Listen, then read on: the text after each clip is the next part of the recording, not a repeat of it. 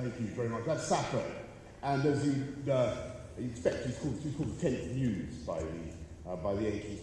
The Greeks were the first to expose their vulnerable egos, and like all egotists, they were extraordinarily competitive, not just in war, but in poetry and philosophy and sport.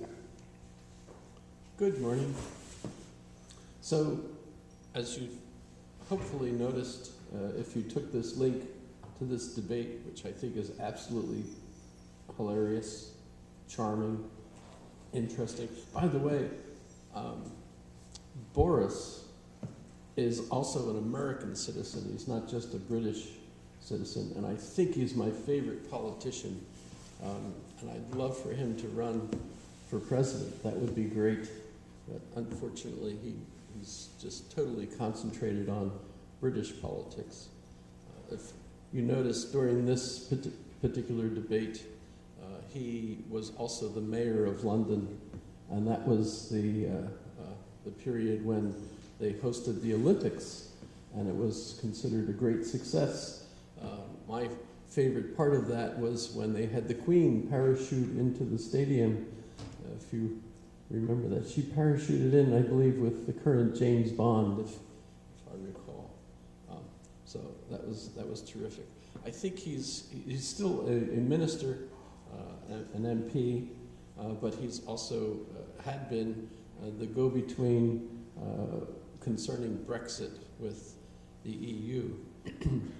He quit because he disagreed with Prime Minister May's approach to it. His real colleague in that is Corbyn, so if you're familiar with what's going on associated with Brexit, they have a reprieve. They don't have to figure out what they're going to do until the end of October right now, so that's kind of interesting.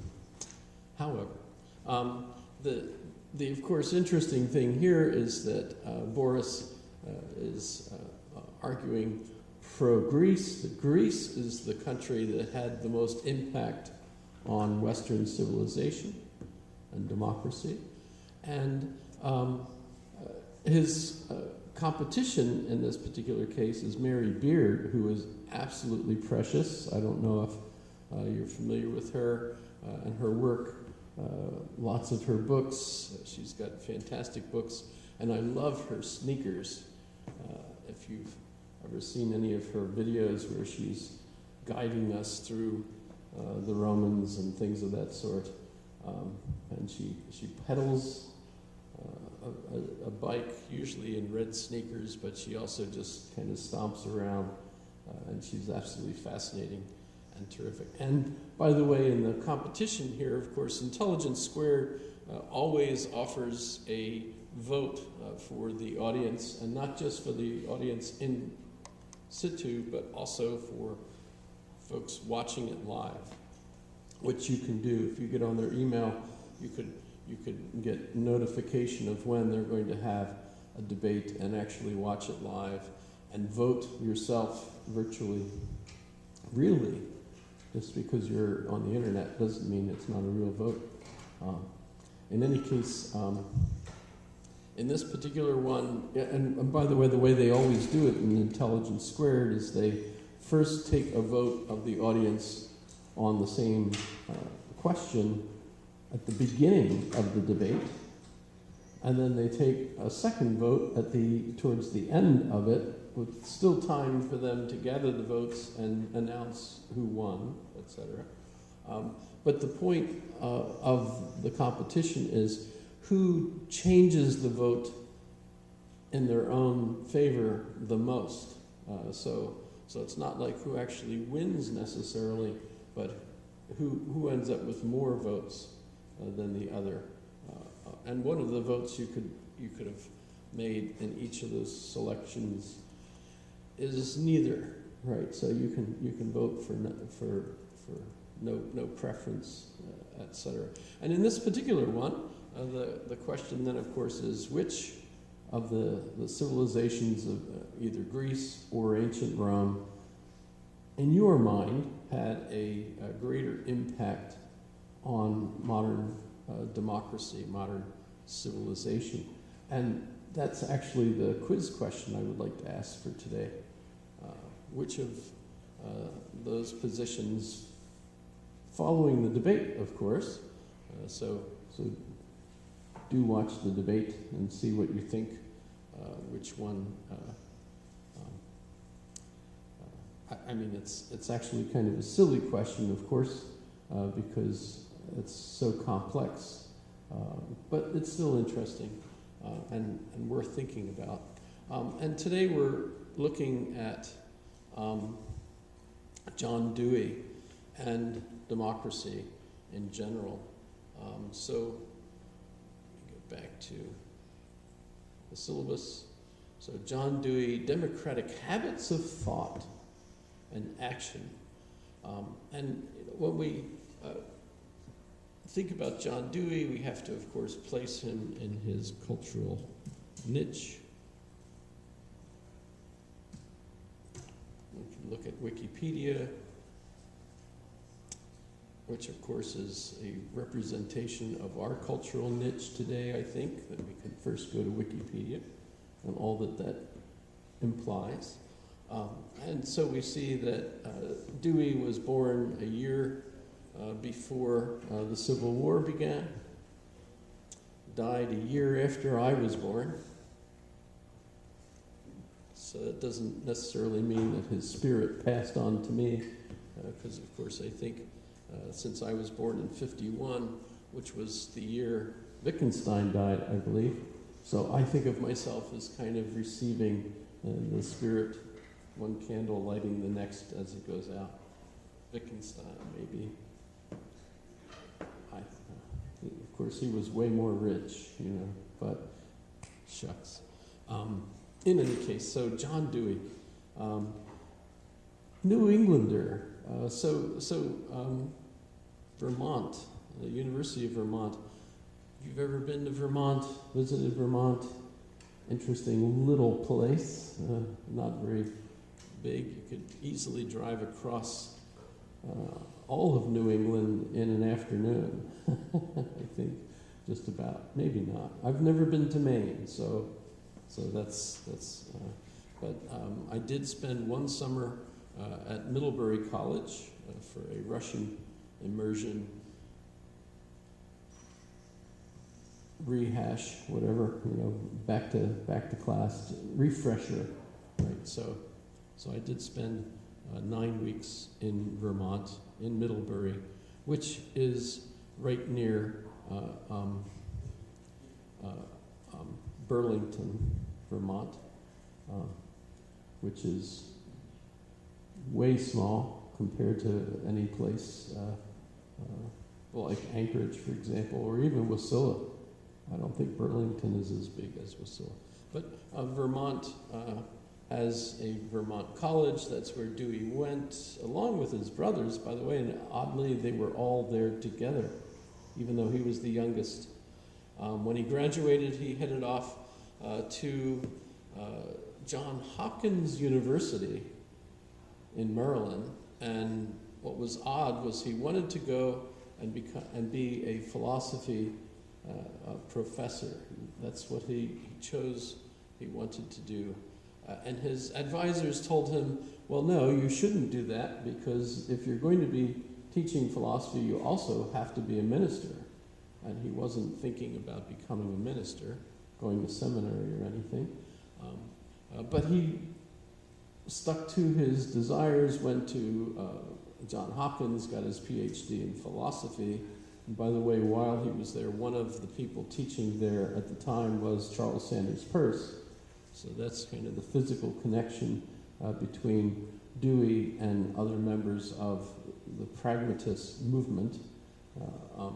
But in any case, he got his PhD in philosophy and then went on and got jobs immediately teaching the University of Minnesota, then I think Montana, and then back to Minnesota, and then back, or was it, I'm sorry, Michigan, and they're in here. Don't trust, check everything I say, right? I used to know all this stuff, read biographies of his as well as, of course, the Wikipedia article, which really is a great summary of him. But he ended up in the University of Chicago, and that is where he did some of his most important work, where he famously started a laboratory school. A laboratory school, or other names for it were the activity school, for example. But it was accompanied also by another invention that he developed called the Parent Teachers Association, because it occurred to him that it was important to have parents of children involved in their education. So he created the PTA. He was also influenced while he was in Chicago by Jane Addams, and that's a Jane with 2 D's in her name, Addams. And she's also famous, won awards. She was an absolutely sterling example of the politically active woman of the day. She created the Addams House, which was in Chicago, and it was one of the first attempts, modern social attempts at redeeming the impoverished and giving them education, giving them a place to stay, making them feel better about themselves. So it was quite an interesting enterprise. And Dewey came to know her and visited the home and was quite impressed, because up to that point it hadn't occurred to him that there was a problem of poverty. Because, of course, coming from his background in Vermont, where there really wasn't such an issue, farming community, right? If you think about it, you don't have homeless dudes sitting on the corner of your fields. And last night when I drove home from, remember Wednesday night's my night to go out drinking with the guys. And on my way home last night, I passed by the intersection of Northern Lights and, A Street, C Street? The one where the Barnes & Noble's store is sitting. And right there, across from, I guess, the Holiday gas station, every time I drive by, there's a group of about 5 or 6 individuals sitting there, even in the rain last night, covered with little tarps and tents and things. They basically camp right there on that intersection, in the dark, in the cold, etc. Can't imagine that in a farming community. Does that make sense? In any case, so Dewey was pretty startled at her revelations to him and the kind of people that were there in Chicago, but that you could live on the University of Chicago campus and never meet. I guess it used to be you would never meet homeless people. Today, I'm pretty sure there's the same phenomena as maybe not as bad as we see in Seattle, and so on. Speaking of which, do you think the homeless should participate in democracy? Yes? How good a participation do you think they might lend to the democracy enterprise? What if they're mentally ill? Should mentally ill folks participate? What if they're alcoholics? What if they, of course, have no understanding of any of the issues?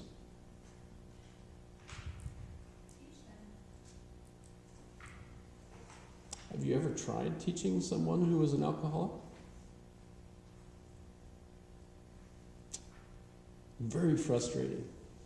Very frustrating. I've actually had the pleasure of trying to do that with one of my own children. Because remember, I've mentioned Christopher several times, and Christopher has become an alcoholic, probably a drug addict as well.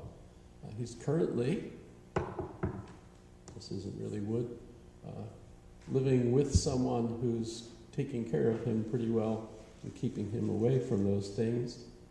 although she keeps pointing out that she's also an alcoholic, so I'm not sure if that works very well. But of course, Chris does have a mental illness. He has fetal alcohol spectrum disorder. And I remember as a kid that once he got up to commas, he didn't get it. Learning how to read, he got up to commas, and he was so frustrated, and he and my wife just literally went back and forth as she explained how you would read a sentence with a comma, and he really got angry over it. And that was puzzling. Why was he so angry at her, his mother, explaining to him how the comma worked, right? And he just didn't want to accept it somehow, which was just absolutely weird, that he would not accept how commas worked. We now, of course, know many years ago, actually, he had a quite serious study of him done by Dr. Craig in town. I suppose Dr. Craig is still here. He, at the time, was one of the few that could actually give such a battery of tests to him to see what kind of mental competence he might have.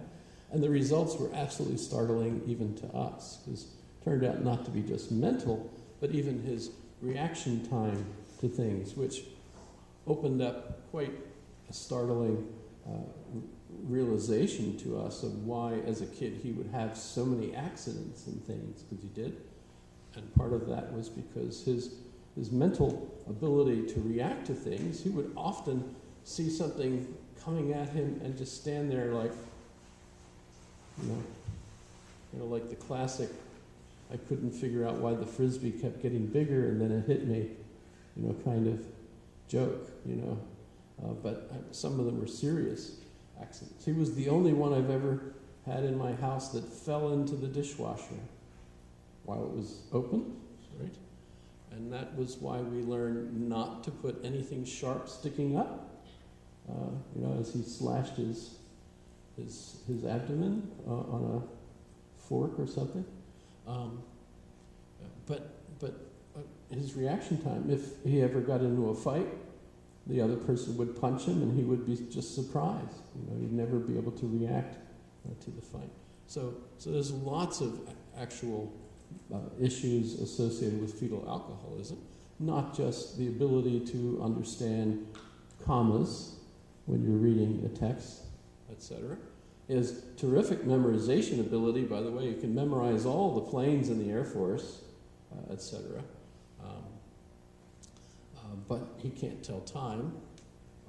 He can use a digital clock where you look and you see it says 10:20, but if he looked at that analog clock, he would have no idea of what that implied. But just to say, there are roughly 25% of the population of Alaska that have fetal alcohol spectrum disorder and are basically incapable of being a civilized human being on their own. You probably, of course, know quite a few yourself, having lived here. Of course, we actually have students who have fetal alcohol. It is a spectrum. My mother, at the time that she had me, was told by the doctor that a wine would be helpful if she were having trouble sleeping with me. So who knows? I can't argue that I'm an alpha male. No way, even close. For one thing, I'm too short, etc. My biceps are not even close, right? Even when I was in the Army, I passed. But, that was pretty scary. Okay. So what do we do with the 25% of the population that have difficulties just on their own. And when we talk about our educational situation, and of course Dewey is going to tie into this, what's his focus? His focus is education and the importance of a good education in order to have a good democratic voting base. People that need to understand the issues, participate in the government, in political activities, as well as other things, of course. But as a democracy, we need them to be reading the issues, arguing at the bar, or debating wherever, participating, deciding for themselves what way they feel about the issue, and then voting or running for office, participating in the assembly and things of that sort, showing up for the Tuesday night presentations and voicing your opinion about whether or not the houses can be closer than they are in certain neighborhoods. I mean, sure, it means that fire trucks aren't going to be able to get in to put out fires, but it will make it more profitable for the people building the houses in the first place. So what's more important? Do you want to participate? Do you want to just let the wealthy construction folks have their way so that they can make more money? And by the way, if your house does burn down, hopefully you'll be okay. But guess what? They'll be able to build a new house and make even more money. So that's actually good for them. Not good for your family or your community or the neighbors that are right next door, because the houses are like this close, 0 lot line houses, etc. You can participate in all of that.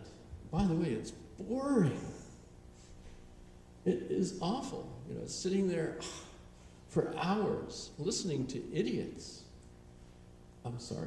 Other people talking about their points of view, right? And of course they should be listening to you because of course you know the answers.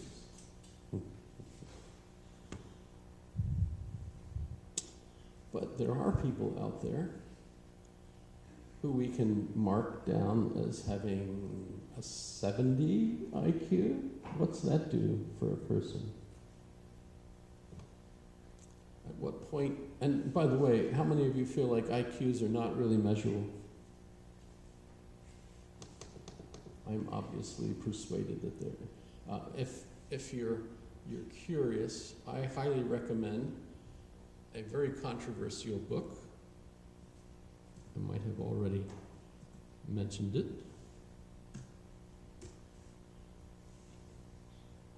The Bell Curve. Did I hit enter?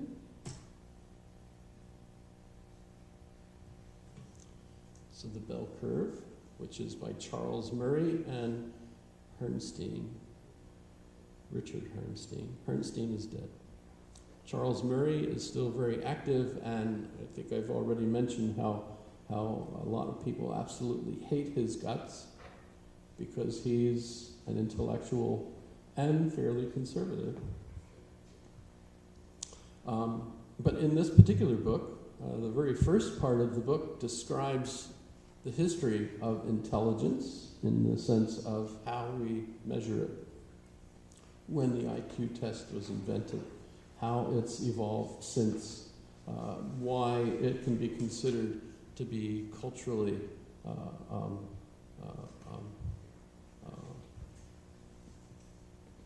so not predisposed to particular cultures, for example, but instead anyone can take it no matter what your culture is, and it could measure your IQ. That seems actually impossible, but if you've ever been in the military, you know one of the tests you take in order to be placed in the military, to be accepted in the military, is a test that doesn't really have any writing in it, per se. I mean, it does, of course, but the thing is, what it's doing, for example, is it gives you diagrams of, wheels with arrows, and it asks you what's the direction of the last wheel going to be, basically, right? So theoretically, you just have to understand the basic symbol of the arrow on a wheel, right? Lord help us if you don't understand that kind of a direction. How are you going to become a member of the military, right? But basically, you know, the test is designed for people, whether they speak Spanish, Mongolian, whatever. You can obviously take the test and hopefully learn as you go. And of course, they give you a type of IQ based on your score in those sorts of things. And there are, of course, other kinds of tests and so on that you can take. But so I would argue, sure, there are problems, and to say that it's completely free of a cultural bias is kind of, think about it, the idea that you could be free of a cultural bias is a very peculiar cultural bias that we have in this country when we're trying to test people. You know, that's peculiarity of ours, right? You know, the idea that we think diversity is a good thing. By the way, I would still agree with the French, and I've got friends that say that it's typical of America as well, that even though we're very welcome to diverse people from various ethnic, cultural backgrounds coming to the country, we hope that within a couple of years, or at least by the next generation, they will be Americans and speak English and think the way Americans, whatever that scare quotes. How many types of Americans are there? 14, depending on your approach. There's of course books out there like American Nations.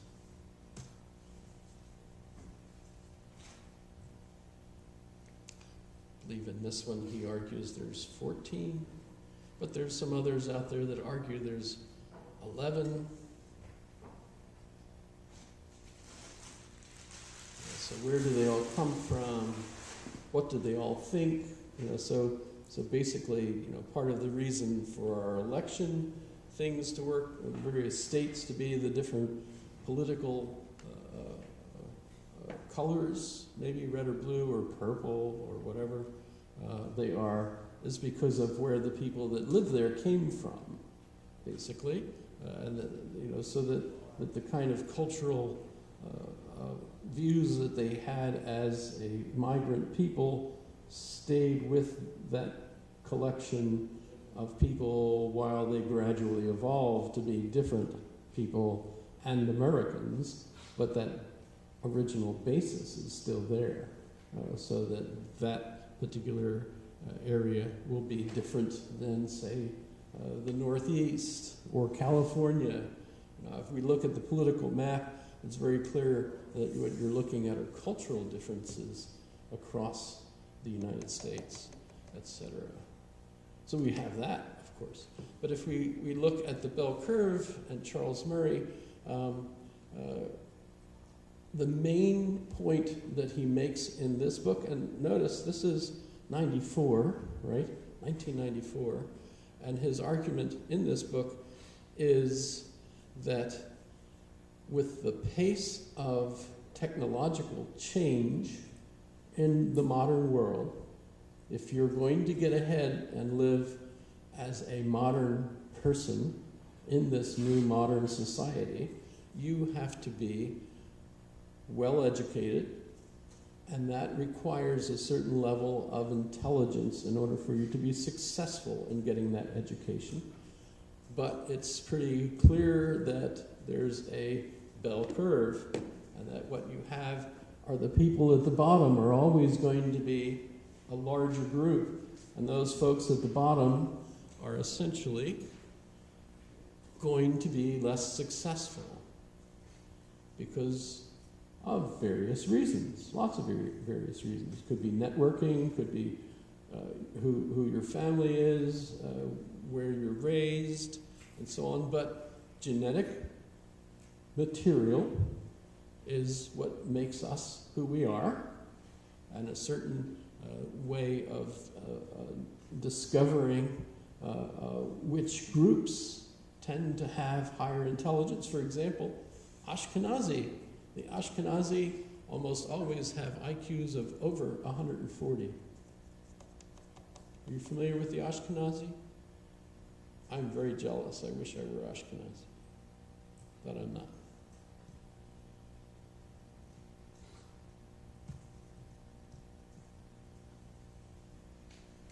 Oops, what happened?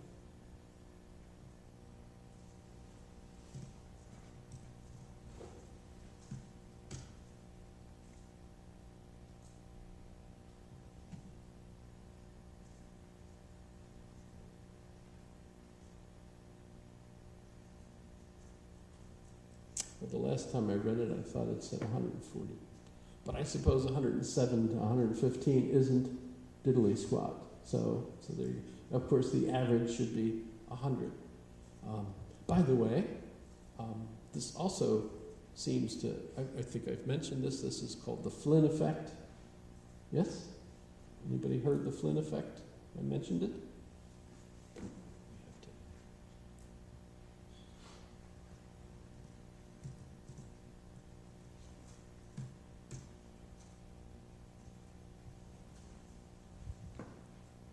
If you like, I could actually have James Flynn explain this to you. He's on a TED Talk, so that's kind of cool. By the way, I've emailed James Flynn, although he's getting old and senile, I think.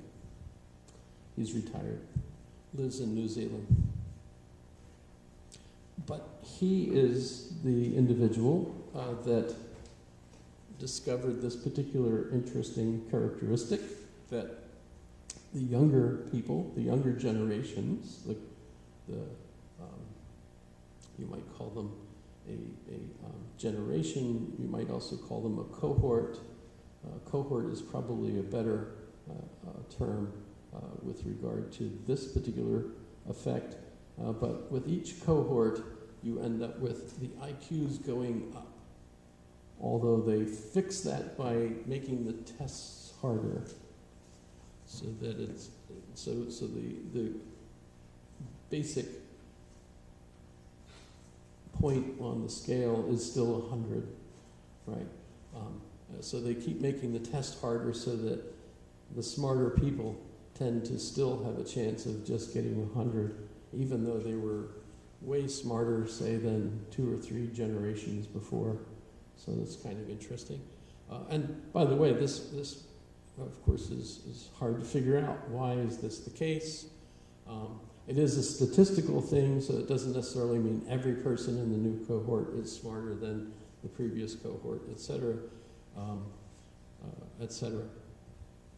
But why is that the case? And by the way, along with this, there's also a corresponding tendency for those smarter people to be less interested in data. So, and in order for you to solve problems, you need to be both intelligent and know stuff. So that's kind of a dilemma that we have. And by the way, as far as we know, in order for people to know stuff, they have to read books, or at least read. And that's a problem, because fewer people are reading the kinds of documents that enable them to actually learn that kind of information that they can manipulate with their higher IQs in order to solve problems. But Flynn, I'll point out James Flynn, you could look him up. There he is.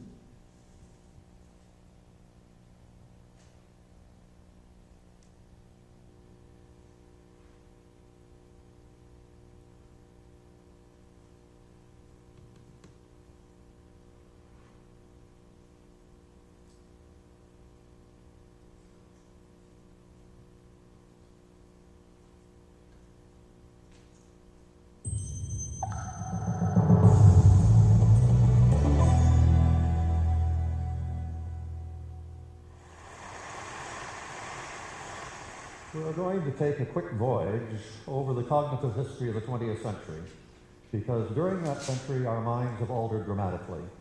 As you all know, the cars that people drove in 1900 have altered because the roads are better and because of technology. And our minds have altered too. We've gone from people who confronted a concrete world and analyzed that world primarily in terms of how much it would benefit them, to people who confront a very complex world. And it's a world where we've had to develop new mental habits, new habits of mind. And these include things like clothing that concrete world with classification, introducing abstractions that we try to make logically consistent. So, there you have it. You can find him. It's 18 minutes. Highly recommended. It's very interesting if you're not familiar with the Flynn effect. And by the way, it was in this book that Marion Herrnstein labeled that the Flynn effect. So James Flynn didn't call it that himself, but in referring to his work in intelligence, they referred to it as the Flynn effect. And by the way, it's kind of interesting because James Flynn himself in several of his books actually argues with Murray over the nature of exactly what that effect represents and so on. So it's quite interesting how that dialogue between them has occurred. But in any case, Murray in this book, The Bell Curve, is arguing that because of the nature of the modern world, the modern technologies, it's much more demanding on our intelligence, and as a result, the rift between the haves and the have-nots is going to be very steep and based on their intelligence differences. The more intelligent folks, the ones that go to college for the most part, that's of course just a statistical thing. So you have individuals like Bill Gates and others that of course totally destroy that kind of statistical average depending on how you figure out the numbers, right? And of course everyone's met people that never even went on after high school or even in high school, but are absolutely brilliant people.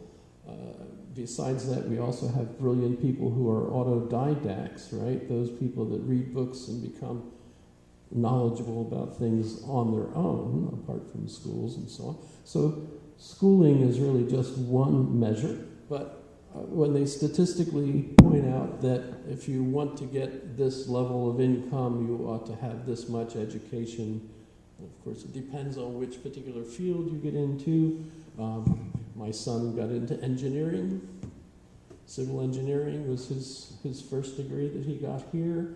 And as I watched him graduate and cross the stage at the Sullivan, he was on his way to a job that he had already been hired for, and within 2 weeks he was making more money than I had ever made, with a bachelor's of science in civil engineering.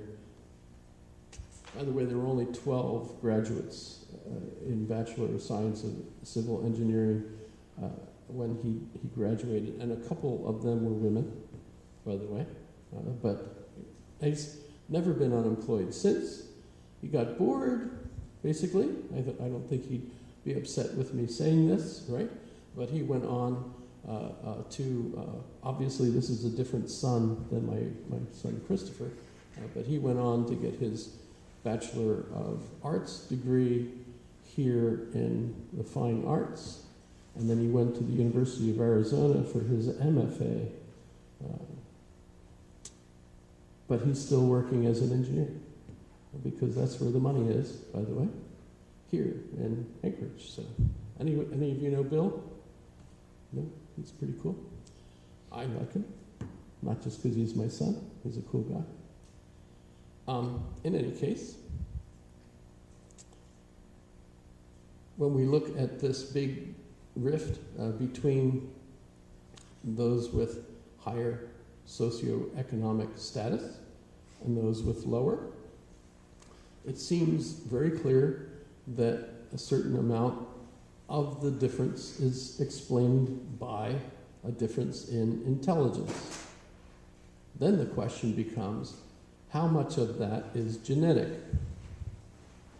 And if you look at the one chapter that's on the question of race, they very specifically point out that they are not arguing that race has anything to do with it.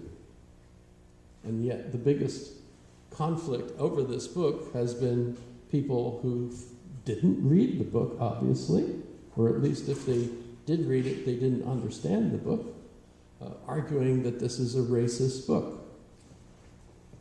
But it's not, if you read it. In any case, the one thing that Murray has said is if we are going to include genetics in it, what we really need are over 2,000 categories of different genetic family trees. Because it's obvious, for one thing, they're in agreement that there is no clear demarcation biologically associated with race.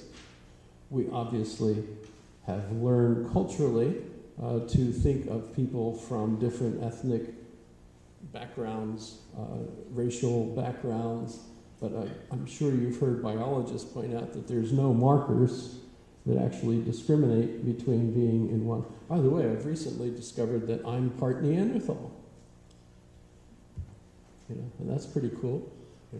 1.4% Neanderthal, according to the National Geographic gene thing. Send it off, pay your $150 or whatever, get back. Oh, I'm part Neanderthal, yes.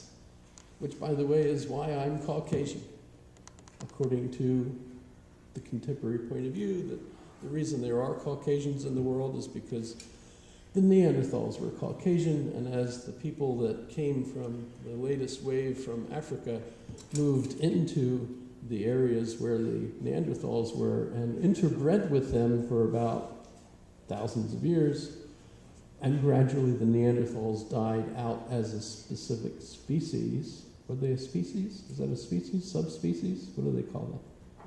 In any case, as the Neanderthals, Homo neanderthalis, right? But by the way, they just saw new bones that are really old from the Indonesia, Philippines. So those are Homo luzonus or something of that sort. Well, in any case, so Caucasian skin is apparently a Neanderthal trait. Does that make sense? Is that fun? By the way, and red hair. So yes? Did you know? No? That'd be fine.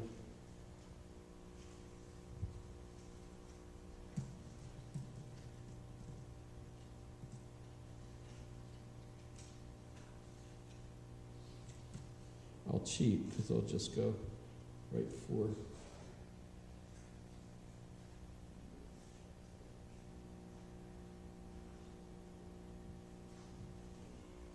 So this, of course, is not an actual Neanderthal, but it's the model of the current thinking on what Neanderthals generally looked like. So the red hair and Caucasian skin, which explains why it's primarily in that part of the world where Caucasians were from. Let's say Celts. Fine. By the way, there's some good traits that you pick up from the Neanderthal genes as well, but others that are not. So it's kind of interesting, all the stuff they figure out about that. But so when you look at race is really not an issue. Genes are. So you could come from a long line of losers, and if that's the case, that loser status is going to have its play on you, and that's a shame.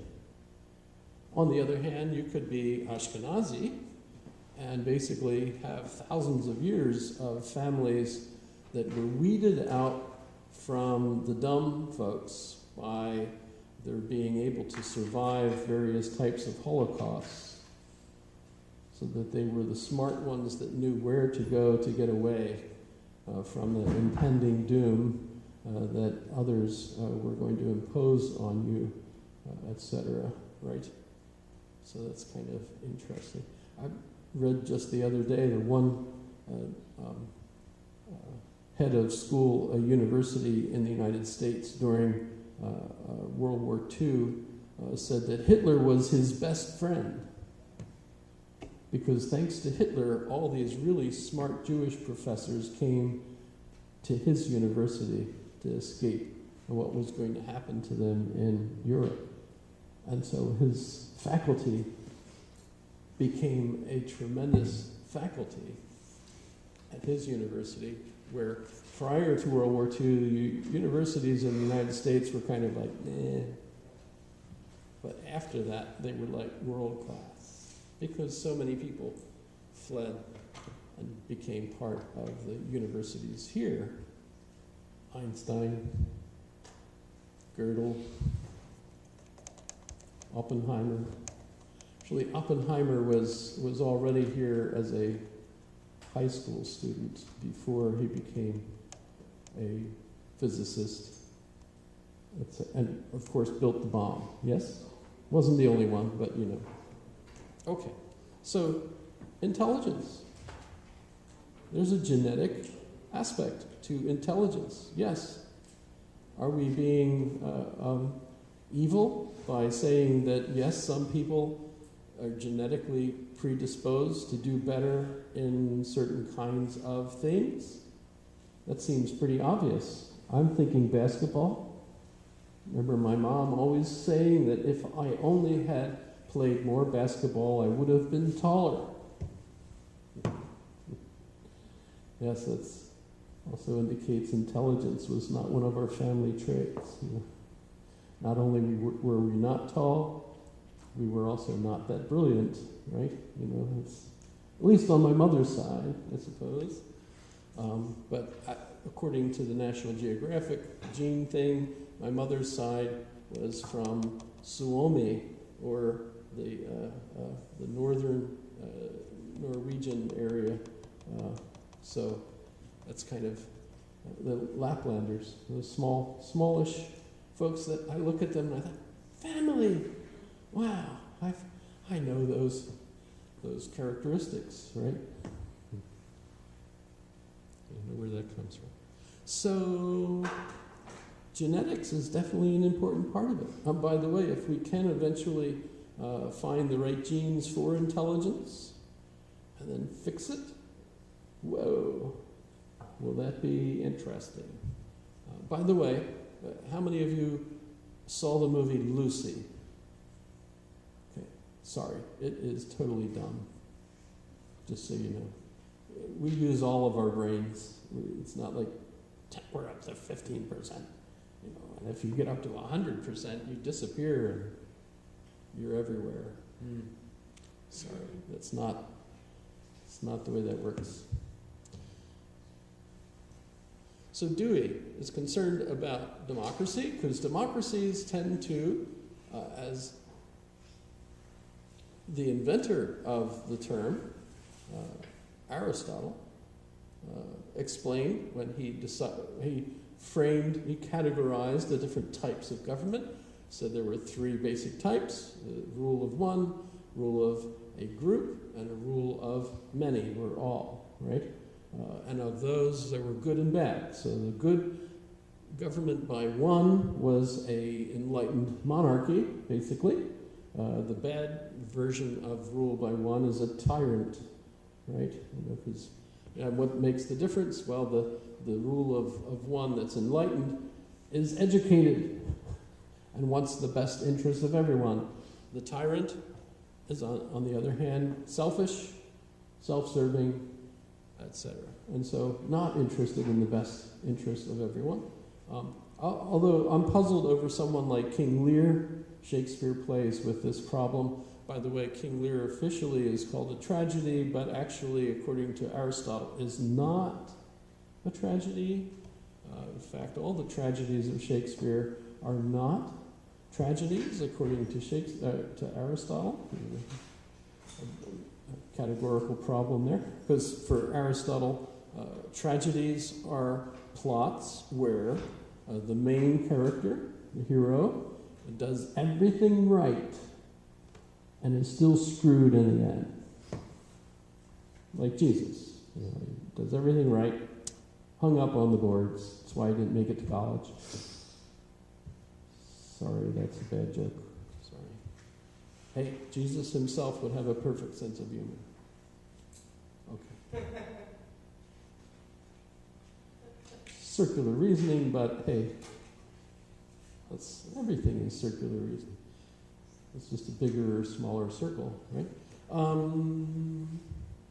So tragedy, that occurs when the hero does everything correct, but he's still screwed in the end. And of course, we, the audience, are all like, oh, that's so bad. He did everything perfectly, and yet fate just still crucified him. Terrible, right? Comedy is the other kind of plot, according to Aristotle, and comedy is where the main character, you might not call him a hero, call him Peter Sellers, maybe, right? Inspector Clouseau, right? Hamburger, right?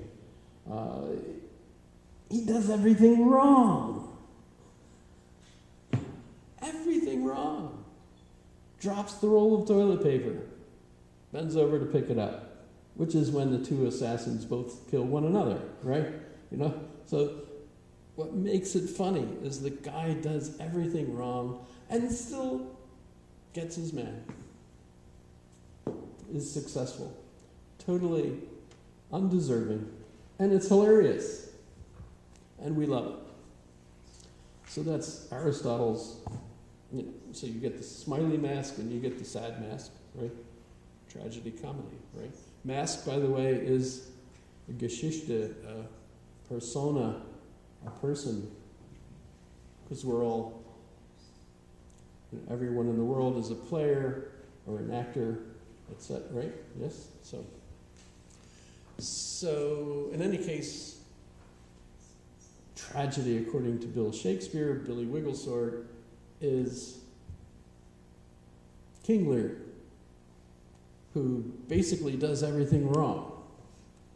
But part of the reason for it is that as a tyrant, as a enlightened monarch, if that's what he was, he actually ends up failing miserably because he gets old, which is, by the way, something that if you're lucky will happen to you. And as you get older, some people end up losing their ability to be smart. And actually, I know most of my friends are quite old and actually still incredibly brilliant. So that's kind of so it doesn't mean that you're going to definitely lose it if you're just getting older.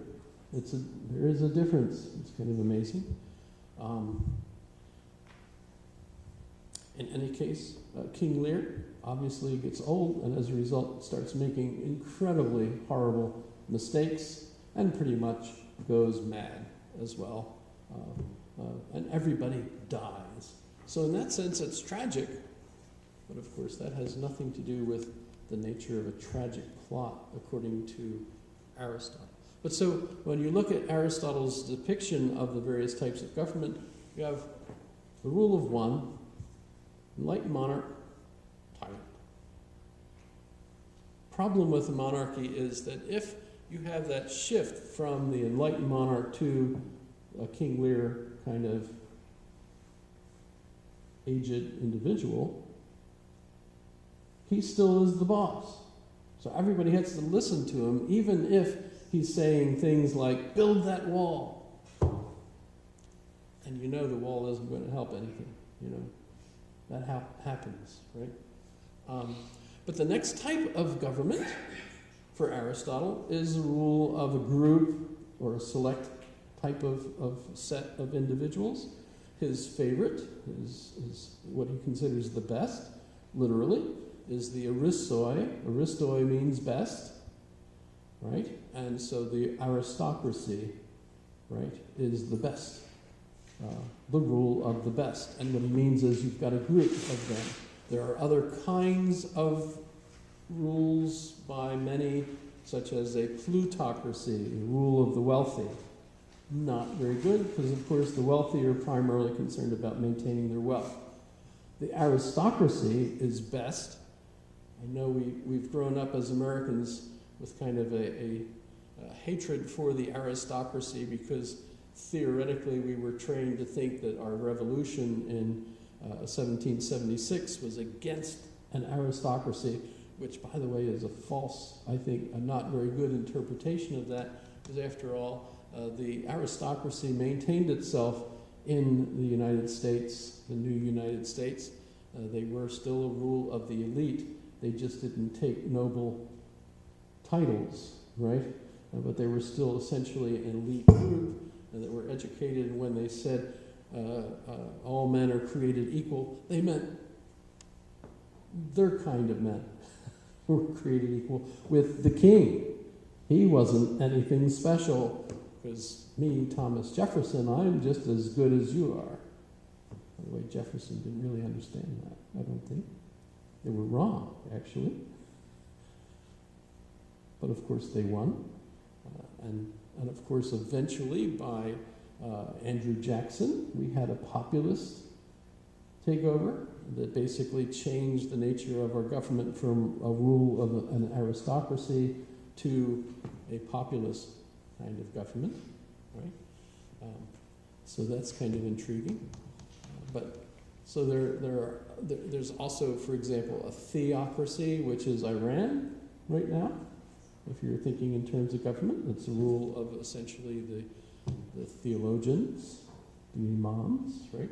So there's lots of different groups. And by the way, for Aristotle, though, the best type of government of that sort is an aristocracy. And in fact, he would also argue, along with his teacher Plato, that an aristocracy is overall the best form of government. It's not as fast as an enlightened monarch, but the trouble is with an enlightened monarch, you can have that slippage into the tyranny, and that's bad. Whereas if you have an aristocracy, the aristocracy continues to weed out those who are failures and replace them with new blood that will essentially maintain the good character of the aristocracy. And then there's the third type of government, which Aristotle says is a polity. Remember polis, a polity. Plato's republic in Greek is a politeia, right? Res publica, republic, is Latin. I don't know why of all the dialogues, the res publica is the one that is referred to through the Latin name. But in any case, the idea that Aristotle has is that a polity is a good democracy. The problem is a democracy tends to be, the deme, the people, tend to be like that bottom of, am I on the right page? Like the bottom of that bell curve, right? So if too many of the people at the bottom vote, you end up with the democracy doing what Aristotle says is terribly bad things. They vote themselves benefits, but then they decide not to pay for them. And so as a result, the democracy eventually becomes bankrupt, which results in chaos, which we're getting to know ourselves here in Alaska, right? So that's kind of interesting.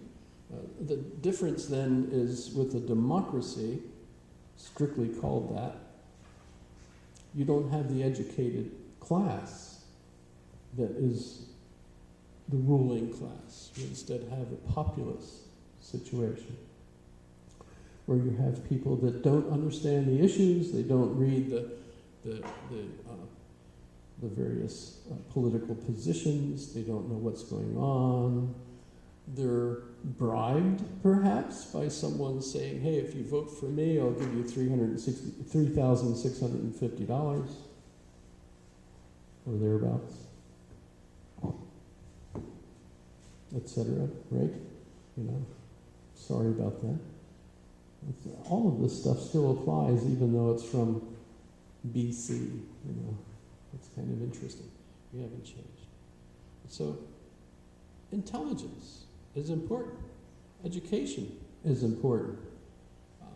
And by the way, it's of course not genetics. We're also looking at your environment. Is it rich? There was an article in our Anchorage Daily News just the other day, someone arguing, you know, about education. We don't really need that much money. It's the way that we teach that's important. I'm not sure that really works. I think you still need the money to do that. Although, I've got a particular bias in this regard too. I was in school that was taught by nuns in grammar school, and all of them had taken vows of poverty, and as far as I know, had no income, except for a basic little stipend that they could use to go out and buy a few things. And then in high school, I was taught by Augustinians, who also had taken vows of poverty, didn't own anything, didn't have an income apart from a small stipend that they could use in order to buy tobacco or something that they would like, right? But of course, they were housed in a convent or a abbey. They basically had 3 meals. They had a cot. They had a place to pray. And they had some books and things that they liked. And that was kind of, looked to me like it was a good life, although by the time I made it towards senior year in high school, I discovered sex. Not in so I suppose the practical sense, but there was, our school was 3,000 boys. Across the alley was another school, Archbishop Prendergast, that had I don't know how many girls, and you could see them from far away, right? And they wore funny clothes, which for some reason stirred the heart. I don't know why that was, but they wore skirts and things, and when you saw them, you went, stuff like that. It was amazing. And I was I was curious about that. I wanted to find out more about it, so I decided to go to college. So that's why I went to college instead of seminary. I wanted to find out more about the opposite sex. And of course I did. So that's kind of interesting. Married to find out. But that's yes? Yeah, senior year I married. She was a junior. And that was pretty cool. And we found out how all that stuff worked. So that was pretty interesting.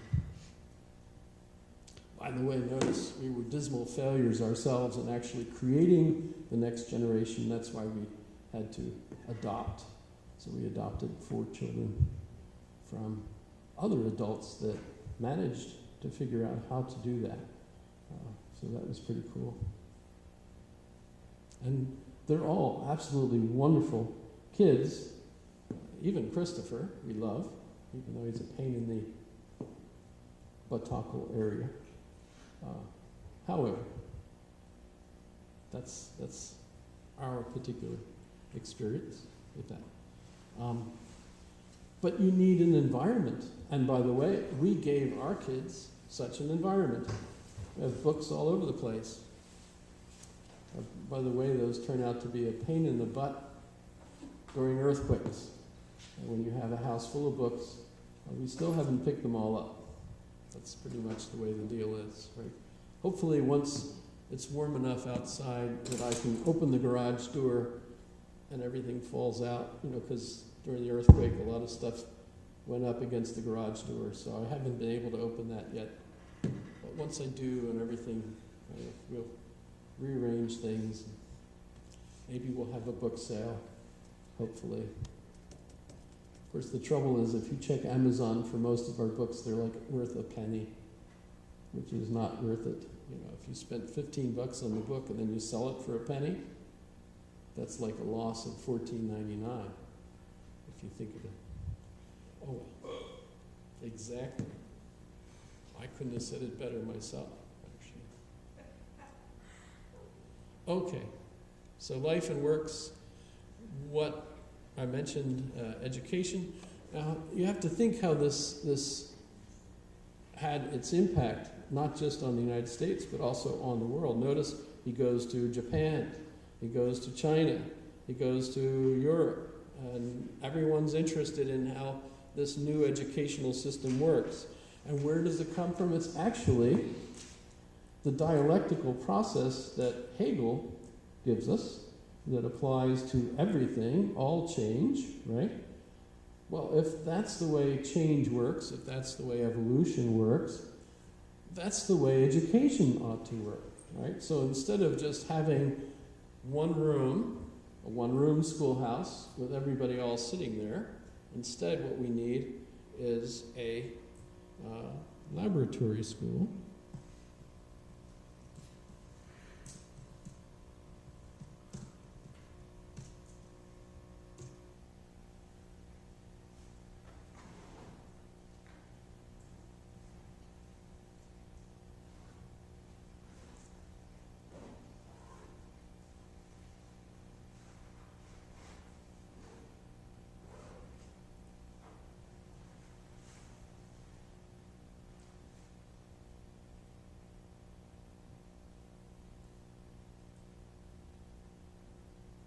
This is a fantastic period piece.